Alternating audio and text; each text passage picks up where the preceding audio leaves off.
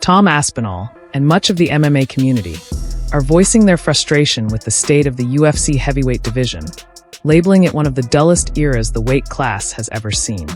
Fans argue there are no true super fights, no dream matchups, and that the division once known for delivering iconic, unforgettable battles is now running on empty. And honestly, it's hard to disagree. I'm so pissed off that you haven't gone to the second round. Do you know what? Me too. I'm not joking.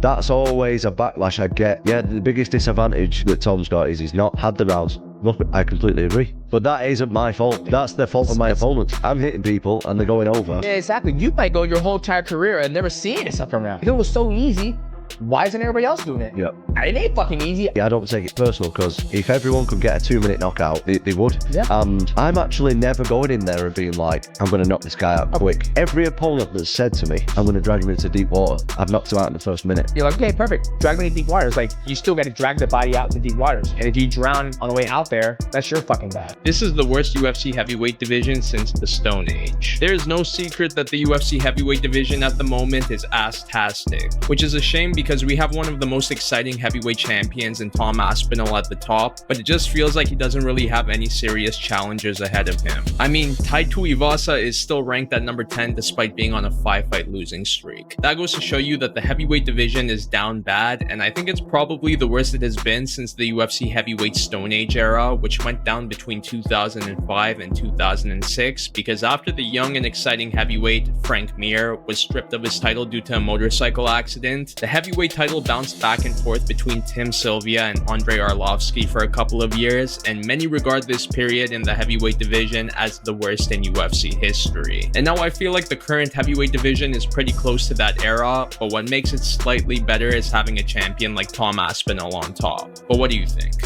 Honestly, bro, as you go down the list here, a lot of these guys, Spivak lost recently, Tabora's lost recently, Derek Lewis is on a win streak, but I think this division is shit. It's cooked, bro. It's cooked. Like, Teixeira's lost. Tom B's gone. He's cooking for years. Yeah. If Tom B's gone, Almeida's the only maybe other problem. That's not a problem for Tom. Nah, not at all. Tom Aspinall may be the champion, but he's already cleared out most of the big names on the roster. What's left are opponents sitting far down the rankings or matchups that simply don't fire up the fan base. There's no Ngannou, no Prime Stipe, no Brock Lesnar or Cain Velasquez type spectacle. Instead, fans are staring at fights like Tom Aspinall versus Cyril Gane. And it just doesn't feel like the heavyweight division of old. We finally got Tom Aspinall, Cyril Gane. Chill, we've been screaming about this Tom Aspinall, Cyril Gane for a long time. UFC 321, Tom minus 325, Gane plus 260. We finally got the fight, but the world doesn't seem to believe, Chill, that it's a close fight. And I don't really agree with that line. I think this fight is much closer. Tom Aspinall minus 325, Cyril Gane plus 265. Tom Aspinall is the undisputed heavyweight champion of the world. What's the first step for him? You give him the one contender, Cyril Gane. Cyril Gane is somebody that's a big heavyweight, that's very agile. I don't think Tom Aspinall gets rid of him right away like he has with other people. And I think that'll be a big indication if John Jones wants to come back and reclaim that bout once again. I think you're absolutely right. Fight that makes sense. Tom Aspinall, Cyril Gane. Let's make that happen. Cyril Gane is... People forget how fantastic he is. A guy that can kind of float around the octagon, touch you, kick you, hit you with elbow. He's just a complete game. But man, Tom's movement, his boxing, speed, and his power, it's very, very difficult to doubt this man anymore. Dana was in here and he says you're never too far away from a title shot, right? Just because your name valued, the fights you put on and stuff like that. Is that something you would like to start climbing towards? Or are you happy just fighting these young up-and-comers and getting your seemingly easy win? Seemingly easy win? He was the king of the Texacab drives in Brazil. Man. Wow. But no, I don't want an easy fighting like that. I want, of course I would like to do one more run at the title. That'd be good. I think he's awesome, man. I think he's awesome. I think he should go on and have a wonderful career. Do you think that he needs you? No, I think he needs me. I think when you want something bad enough, and if you get it, it could be the worst thing that could ever happen to you. Many in the MMA community argue that the matchup just doesn't carry the same energy or danger as the heavyweight classics of the past. Still, Aspinall versus Gane is undeniably a major event, especially with Abu Dhabi set as the stage. The controversy, however, lies in the belief that Cyril Gane hasn't truly earned this shot. Fans point to his history of turning down opportunities, while Aspinall himself has openly accused Gane of ducking him in the past, avoiding challenges when they were offered. He's dismissed me on multiple occasions, and I'm not the first guy that he's dismissed. I'm not the first guy that he's ducked. It's out there for people to see. The reason that I got the Pavlovich fight was because Cyril didn't want it. So he ducked Pavlovich. He then ducked Curtis Blades. Curtis Blades has been on record saying that. I asked for him years ago. Didn't want it then. I then asked for him in Paris. They flew me over. We tried to make that fight. He didn't want it then. And we'll see what the UFC want to do. Don't know what his aspirations are. He might really want to be an actor. So he's thinking, oh, fuck this MMA stuff. I'm going to go and be the French Arnold Schwarzenegger here. I'm going to crack on with that. So fair play to Cyril, though. Good luck to him. I've got nothing against Cyril. He's had a few opportunities to fight me, and he's turned it down. That's the facts of it. I'm not saying he's ducking me or he's not ducking me. Right now, he's being an actor, and I wish him all the best in that. Like, he didn't put up any resistance in that fight. Lost it really easily.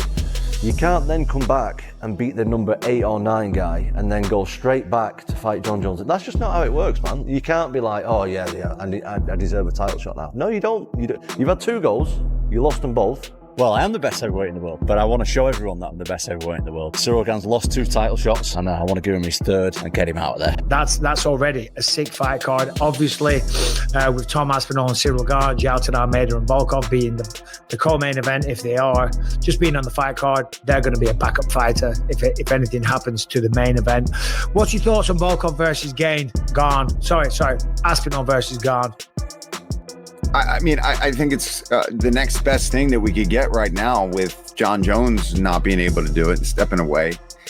And I think it's going to be interesting to see what Tom's plan is going to be, because I think on the feet, they're pretty evenly matched. I think it could be fun on the feet, but I think there's definitely a huge advantage for Aspinall when it comes to the wrestling and the grappling. And I think he'd be silly to not at least attempt to make it a bit of a grappling match and try to get the ground and pound, take him down.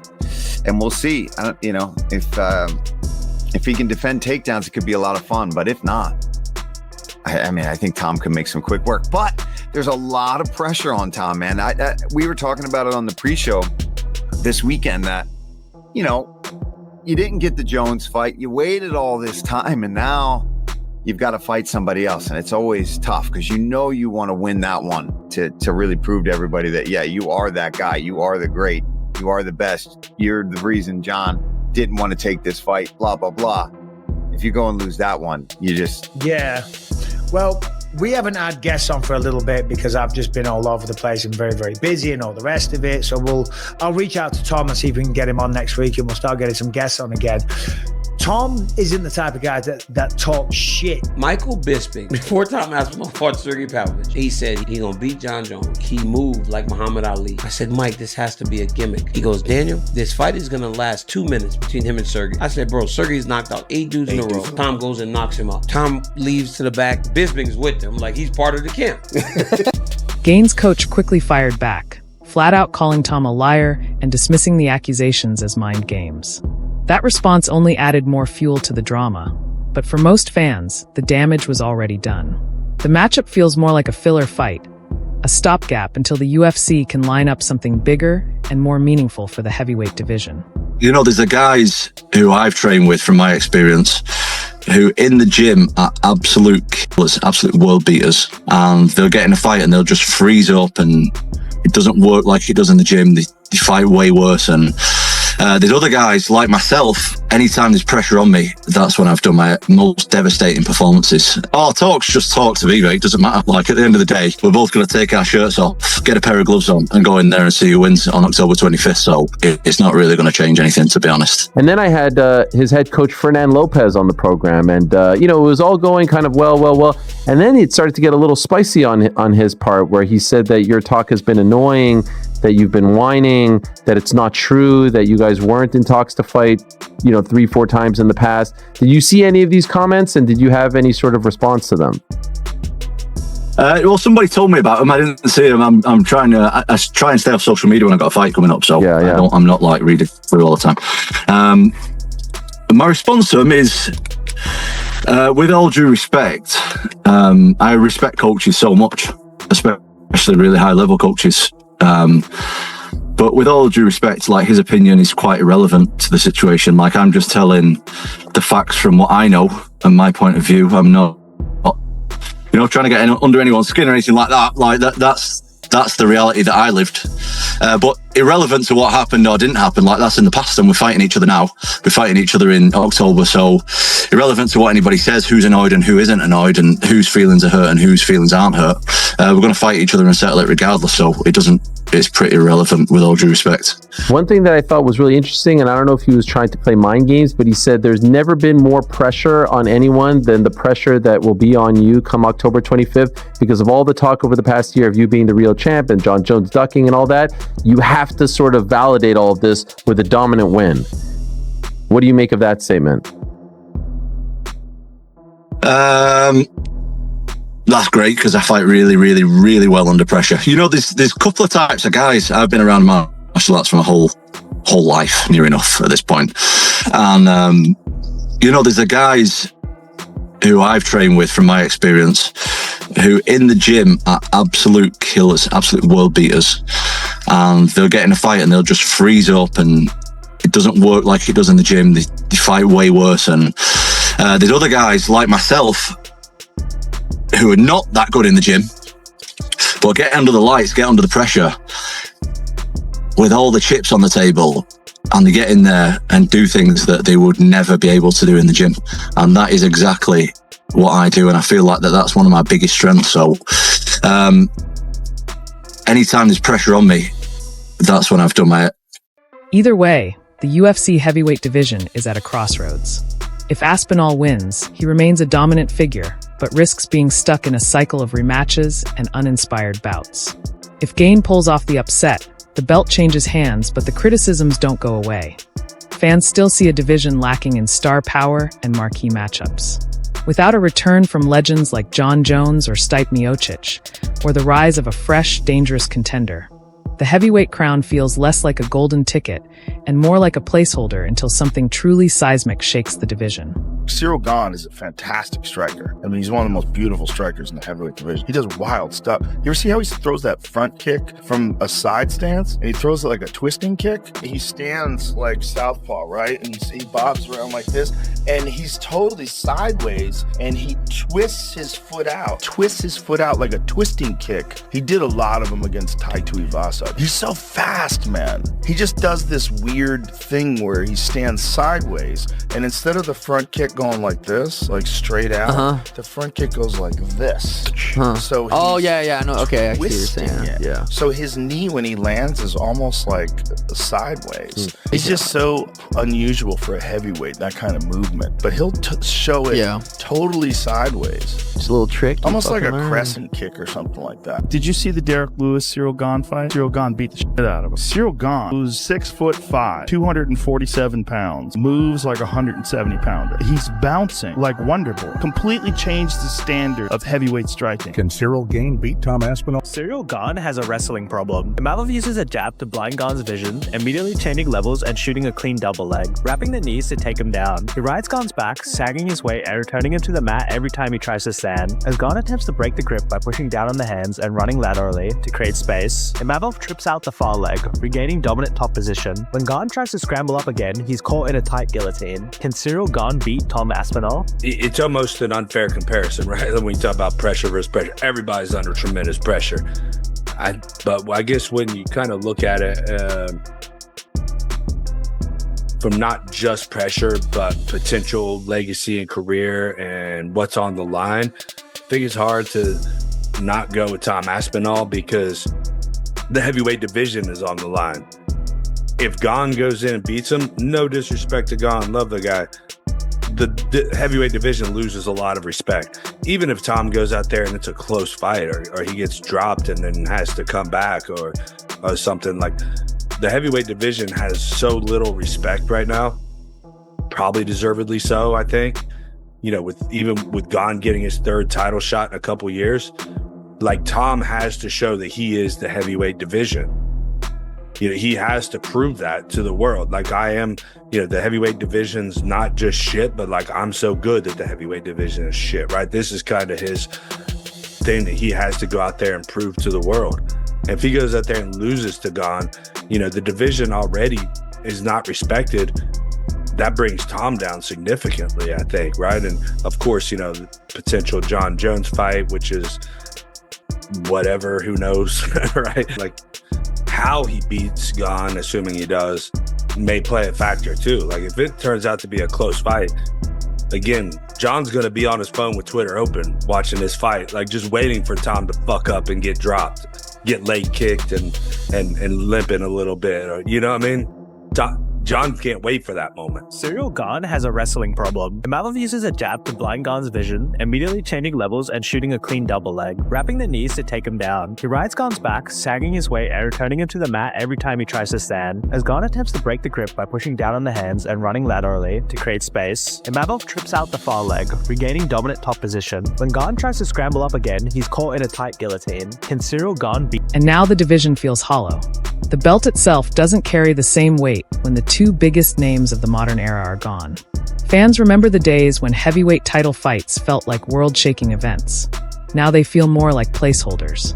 Critics argue that instead of giving us the blockbuster moments that define the sport, the UFC is settling for safe matchmaking. Until a true superstar rises or one of the legends makes a comeback, the stigma of this being the most boring heavyweight era will continue to hang over the division. John Jones says he wants to be on there too, and he says he would fight whoever the champion is at that time. But would you be okay with him coming back and potentially winning that belt again? And you might have to go through. Well, it's not even about him winning the belt. I felt about him. I can't risk putting him in big positions in a big spot and have something go wrong. Yeah, especially the White House card. What do you think John would do in the next couple of months that would make me trust putting him on the White House card? Well, I would not trust him, but I would like to see him fight Aspinall on that card down the road. So I already said that I don't trust him, and you're asking me what could he do for me to trust him in the next 3 months. You don't trust him. Well, yes, but you talk to him. I don't. Yeah. No, I don't talk to him either. I haven't talked to him at all. It's 1,000,000,000 to 1 that I put John Jones on the White House card. All right, I think that ends the questions on it. Right now, guys, we don't have an American in the top 10 pound for pound. We don't have an American in the top 10 pound for pound. We don't have an American champion outside of Kayla Harris now that John Jones retired. So who do we send out there on July 4th to get a victory? I say send John Jones. He's going to win. That's what he's done his whole career. If it's going to be somebody that we have to trust to win for the country, you send that dude. I was retired. I felt like I've done it all in the MMA space. There wasn't too many more challenges for me. I just wanted to do something more than championships and money. Donald Trump mentioned that he wanted to have a fight at the White House. That just seems like such a huge opportunity. I'm a very proud American. I have a lot of close friends that are in the military, so I'm back. Hey, so they've announced this White House UFC fight. What do you think about that? I think it's exciting. Very exciting. Can we expect to see you on the card? I can't promise anyone anything, but I have very strong feeling that I'll be on that card. But who would you take on? Who would be your dream opponent? I would want to take on whoever's holding the belt at the end of the year. Yeah? Yeah. Any possible names you think? Well, no, I mean, as of right now, the champion is Tom Aspinall, but we'll see who's the champion at the end of the year. I feel like it'd be only fitting to have an American guy fight for the championship that night. I'd be willing to put it all on the line. Nice. They're talking about a White House fight card? Hey, man, we got to have some Americans win. I don't like John Jones. There's no secret. The whole world knows it. I say, man, y'all better put John Jones on there. Because right now, we ain't got one American in the top 10 pound for pound. I say, if y'all want an American dude to go get a victory, put John Jones in there. Because he gonna win. That's what he does. Yeah, we just can't have Arnold coming in and winning all the fights at the White House. Hey, I'm calling him Captain America. Somebody. Tom Aspinall finds himself in a tough spot, facing opponents that don't exactly spark excitement among fans. Many are already questioning if the UFC needs fresh blood. Names like Magomed Ankalaev potentially moving up, or Jailton Almeida rising through the ranks, to breathe new life into the heavyweight division. As it stands, some believe Aspinall's title run risks becoming a dead end, a championship reign without a defining rivalry or marquee showdown.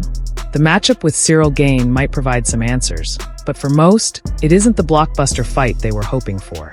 It's not Ngannou versus Jones, it's not Stipe versus DC, and it's not Kane versus JDS. Instead, it feels like the UFC is trying to keep together a division that was once considered the crown jewel of the sport. It is the undisputed heavyweight champion of the world, the pride of Wigan, the one and only Tommy Aspinall.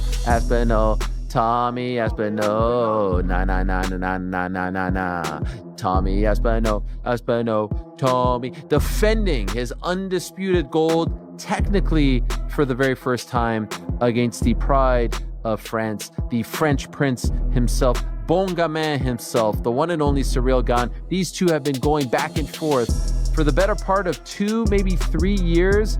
Well, this was the fight that we all thought was going to happen in Tom's official first title defense, and so it is in fact going to happen. Tom wanted to fight in Abu Dhabi. That was the sense that we got when he became undisputed champion. He didn't want to wait for New York. Let's be honest, the tax is a little better over there in Abu Dhabi compared to New York for an Englishman, for anyone, if we're being 100% honest. And so he wanted to be active. He wanted to fight in October. He wanted to fight in Abu Dhabi. It's closer to home, and so they oblige. And you'll recall a few weeks ago I said, it's looking like Magomed and Alex, October 4th. It's looking like Tom versus Ciryl, October 25th. And it's looking like JDM versus Islam in New York. That would be the next pay-per-view. Now, that hasn't been officially announced. That hasn't been signed, sealed, and delivered.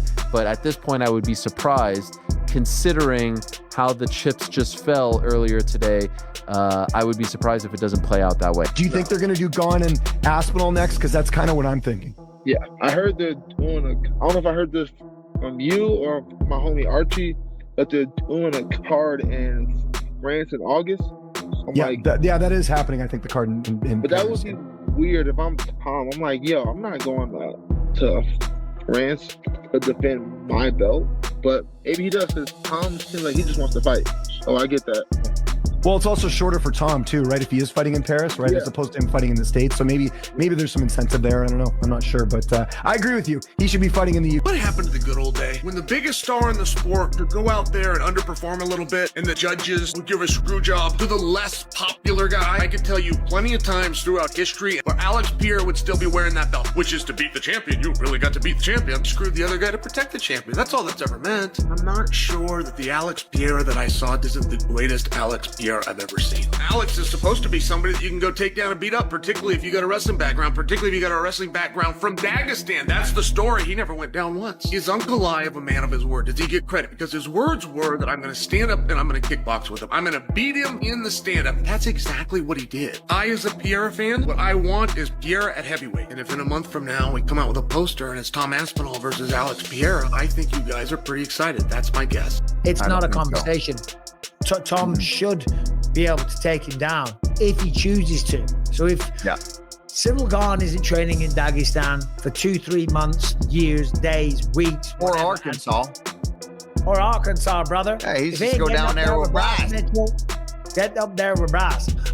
If he's not just solely working on his grappling, then he's a fool. Yeah. And by the way, Tom's probably got bigger power. Tom might just knock him out on his feet as well. And I'm not saying that Ciryl can't be a force and Ciryl can't compete and Ciryl can't surprise us all, because he can. And Tom knows that. That's why he'll train accordingly. But the grappling is a big question mark. Big question mark. And I think if we're talking about their styles too, I think the one thing that you can give Ciryl, other than maybe his unorthodox movement, the way he switches stances quite a bit, he kicks more, he uses a bit more tools, whereas Tom can kick, he can do it all, no doubt about it. He can knee and all of that. But I think that primarily the hands are where Tom really showed. Now, the heavyweight division feels like an afterthought. The big question is simple. Can Tom Aspinall breathe new life into the division? Or will the UFC continue serving up safe matchups and backstage politics that many fans believe have already stripped the heavyweight crown of its magic?